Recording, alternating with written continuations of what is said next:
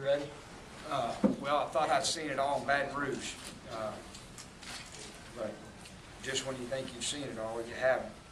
I want to start by saying how proud I am of our football team for the effort that they gave against a great football team. It was a hard-fought game. It was a tough game. They have a phenomenal defense, and we struggled a little bit getting any consistency moving the ball. There were a lot of opportunities before the end there to win the game.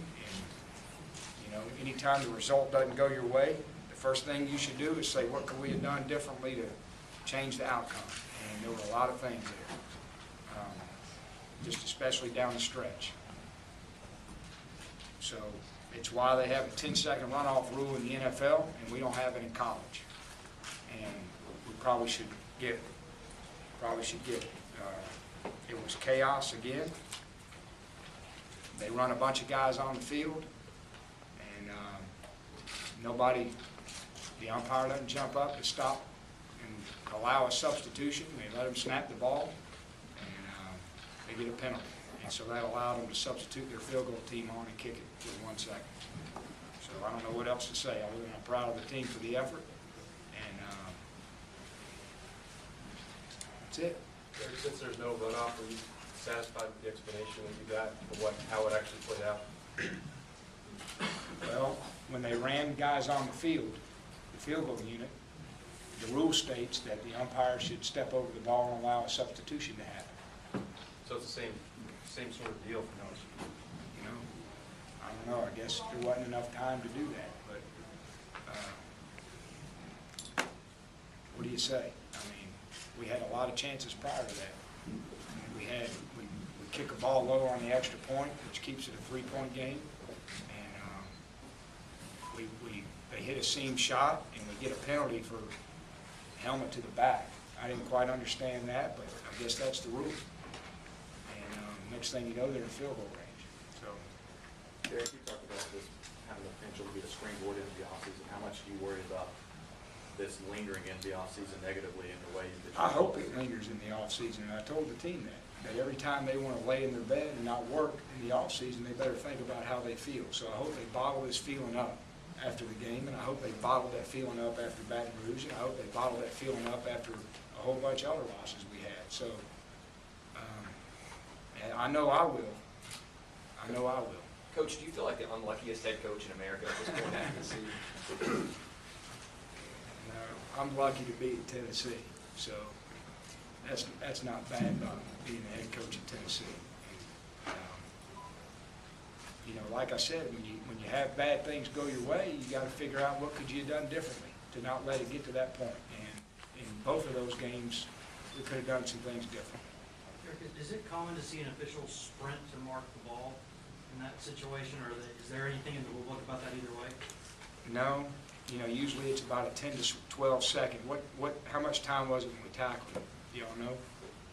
Like 11, 12, I think. Yeah, usually it takes 10 to 12 seconds to spot the ball and get it set up. Clock ran out before they snapped the ball, I thought. Well, And the official said the game's over. right. That's what I thought. But, I had a sick feeling when the thing hit 0 because I've been there, and I didn't celebrate this time because I don't know. They always move it a little quicker than 2 minutes. I will say that. It's hard. It's hard to. What do you say? I can't criticize. But there were a lot of. There'll be a lot of things that will be brought up for discussion. Let's say that in the off season on game management and into the game management and into the game rules. I hope there will be. Hey, Coach, can you talk just about what happened right before that last play setup? Because obviously they were learning from their previous. What did you talk to the team about? How did you manage their was chaos? Yeah, you talking about after they kicked the field goal to tie it? Prior to that, prior to all that stuff actually playing out, because obviously I'm sure in your mind you're thinking, okay, there's a certain amount of time left. Yeah, we were fine. We had the call ready. We tackled the runner. All right, we get lined up. We had our call ready. We were ready to play. And then they run a field goal unit on with about, I don't know how much time. And then the center does what the center did in Baton Rouge. He sees the clock and snaps the ball. And I guess he snapped it and they clocked it, and I guess if the replay must show that they had 2 seconds, which is adequate time to get your, now stop, get your field goal unit on the team, on the field, and give yourself a last kick. So, but again, that's why they have the 10-second runoff rule in the NFL, for exactly that scenario, where an offense can't do that to give themselves a chance to win. How bad do you feel for your seniors for them to get their career like that? I hurt for them. I hurt for that whole football team. There's a bunch of guys in there crying, and but I told them I was proud of them. And you don't always define yourself as a competitor or a man by results that happen. And this team, I hope, won't, because they've been fighting like heck, since November, and they put up a heck of a fight against a good football team tonight. Derek, what do you think?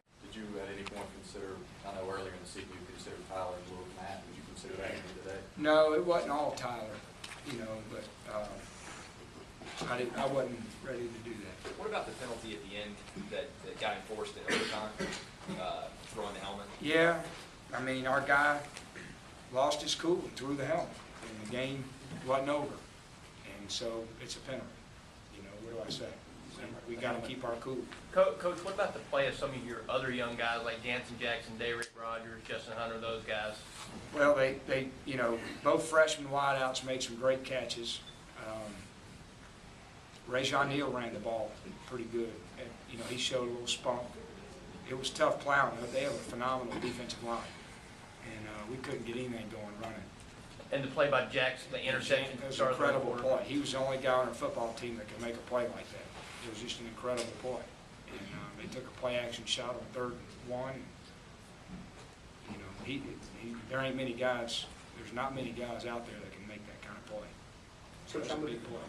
How much did the lack of a run game did you have to put more on Tyler's shoulders than you hoped? We've been doing it the whole second half of the season. Y'all ask me that every game. How much did the run game affect? It's the same as every other game. Inadequate, inept, and quarterback's got to throw and catch with the wideouts. Derek, how valuable was Gerald and Denarius today? Especially Denarius on that last drive where you took the lead. He made a huge play on a slant route on 3rd down. It was a great, made a guy miss. And, but he's been doing that the whole second half of the season.